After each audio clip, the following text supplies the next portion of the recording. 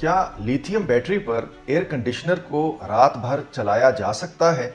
अस्सलाम वालेकुम, मैं हूं इंजीनियर यासिर सिद्दीकी। सबसे पहले एक अहम अपडेट, हमारे knowledge based collective decision making के प्लेटफॉर्म पे लिथियम बैटरीज की परचेज के लिए एक नया ग्रुप तश्कील दिया जा चुका है, जिसमें अब तक 175 मेंबर्स जुड़ चुके हैं। इसी तरह पायलनटेक फाइडस प्लस की बुकिंग के लिए बनाए गए ग्रुप में अल्हम्दुलिल्लाह अब तक 18 बैटरीज की बुकिंग हो चुकी है और गालिब इम्कान यही है कि ये तादाद अभी मजीद बढ़ेगी। अब आते हैं उस अहम सवाल की तरफ जो तवातुर से पूछा जा रहा है कि क्या लिथियम बैटरी के ऊपर एक एयर कंडीशनर को रात भर चलाना मुमकिन है?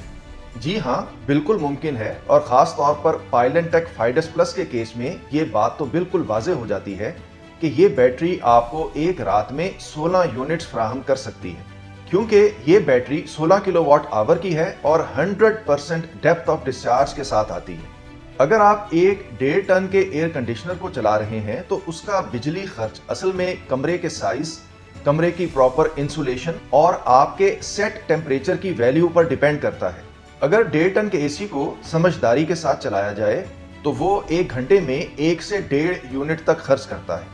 ऐसे हालात में फाइडस प्लस की बैटरी उसको तकरीबन 10 घंटे तक मुतवातर चला सकती है। लेकिन यहाँ एक और बुनियादी नुक्ता समझने की जरूरत है कि रात की हमारी एयर कंडीशनिंग की जरूरत दर हकीकत एनर्जी में खुद कफालत हासिल करने के रास्ते का सबसे बड़ा चैलेंज है।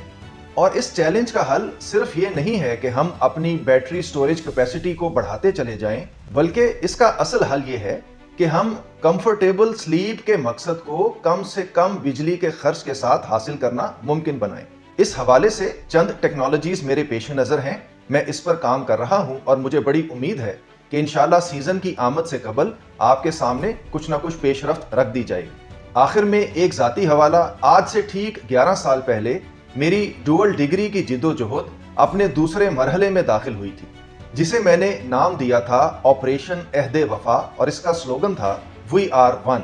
उससे पहले मरहले में ऑपरेशन सीधी उंगली के दौरान मैं 3 हफ्ते तक मुतवातर डायरेक्टर ऑफिस के सामने खड़ा होता रहा और इस मरहले का हासिल ये था कि मुझे सैकड़ों तलबा और उनके वालिदैन ने अथॉरिटी लेटर्स भिजवा दिए ताकि मैं कॉमसैट्स इंतजामिया के खिलाफ कानूनी जिद्दोजहद का आगाज कर सकूं। आज जब मैं एनर्जी के शोबे में इज्तमाई फैसला साजी की बात करता हूं तो मुझे एहसास होता है कि बस मैदान बदल गया है मगर उसूल वही है। इसके साथ ही मुझे इजाजत दीजिए। अल्लाह हाफिज।